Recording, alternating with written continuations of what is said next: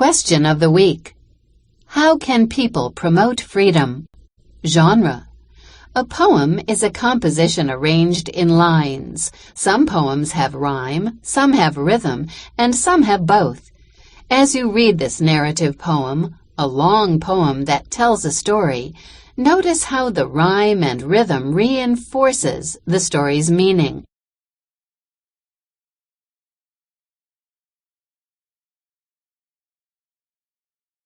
The Midnight Ride of Paul Revere by Henry Wadsworth Longfellow. Graved and painted by Christopher Byng.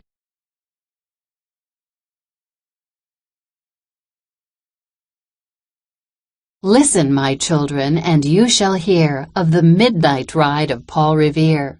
On the 18th of April in 75, hardly a man is now alive who remembers that famous day and year.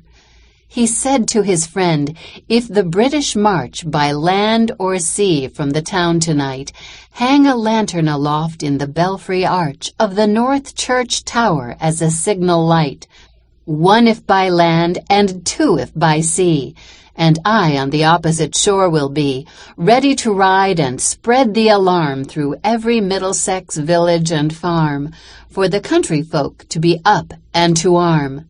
Then he said good night, and with muffled oar silently rowed to the Charlestown shore. Just as the moon rose over the bay, where swinging wide at her moorings lay the Somerset, British man-of-war, a phantom ship with each mast and spar across the moon like a prison bar, and a huge black hulk that was magnified by its own reflection in the tide.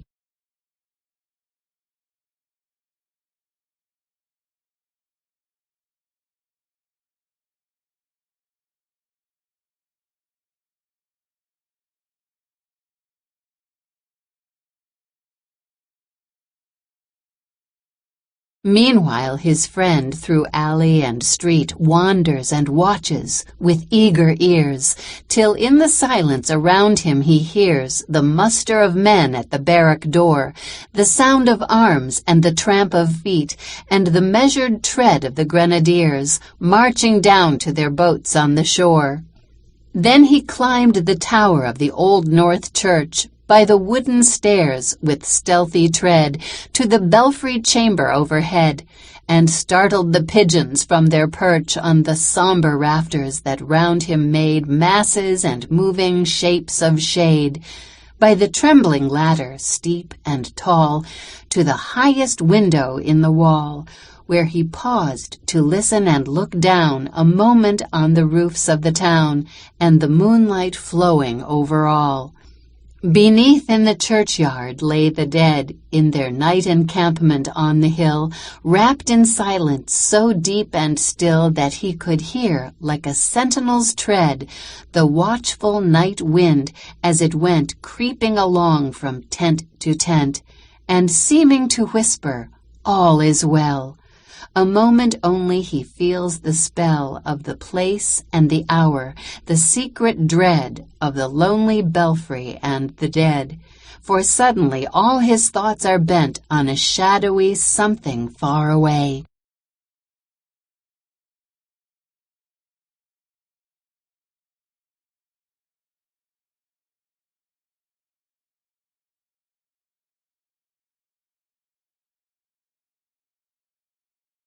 Where the river widens to meet the bay, a line of black that bends and floats on the rising tide like a bridge of boats.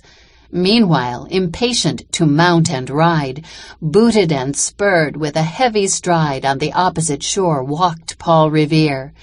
Now he patted his horse's side, now gazed on the landscape far and near. Then, impetuous, stamped the earth, and turned and tightened his saddle girth. But mostly he watched with eager search the belfry tower of the Old North Church, as it rose above the graves on the hill, lonely and spectral and sombre and still. And lo, as he looks on the belfry's height, a glimmer, and then a gleam of light.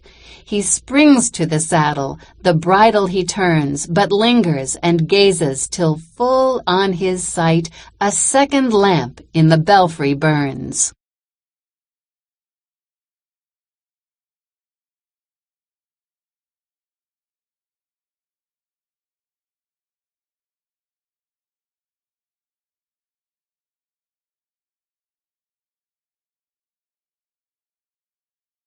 A hurry of hoofs in a village street, a shape in the moonlight, a bulk in the dark, and beneath from the pebbles in passing, a spark struck out by a steed flying fearless and fleet. That was all, and yet, through the gloom and the light, the fate of a nation was riding that night, and the spark struck out by that steed in his flight kindled the land into flame with its heat. He has left the village and mounted the steep, and beneath him, tranquil and broad and deep, is the mystic meeting the ocean tides, and under the alders that skirt its edge, now soft on the sand, now loud on the ledge, is heard the tramp of his steed as he rides. It was 12 by the village clock when he crossed the bridge into Medford town. He heard the crowing of the cock and the barking of the farmer's dog, and felt the damp of the river fog that rises after the sun goes down.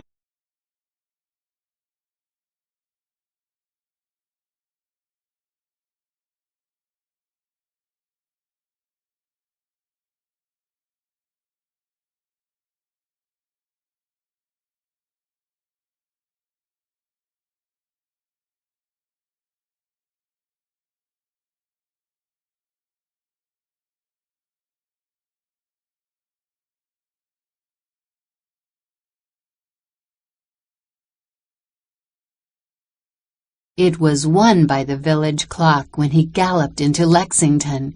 He saw the gilded weathercock swim in the moonlight as he passed, and the meeting-house windows, blank and bare, gaze at him with a spectral glare, as if they already stood aghast at the bloody work they would look upon.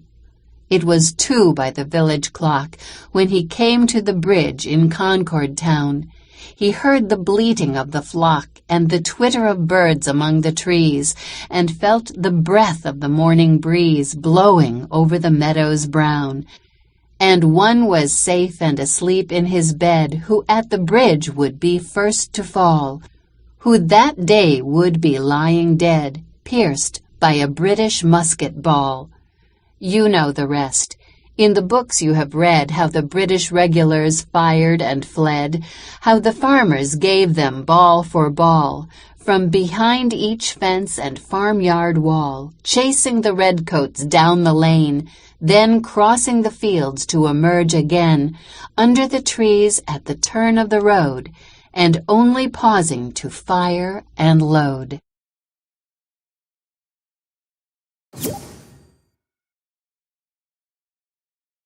So through the night rode Paul Revere, and so through the night went his cry of alarm to every Middlesex village and farm, a cry of defiance and not of fear, a voice in the darkness, a knock at the door, and a word that shall echo forevermore.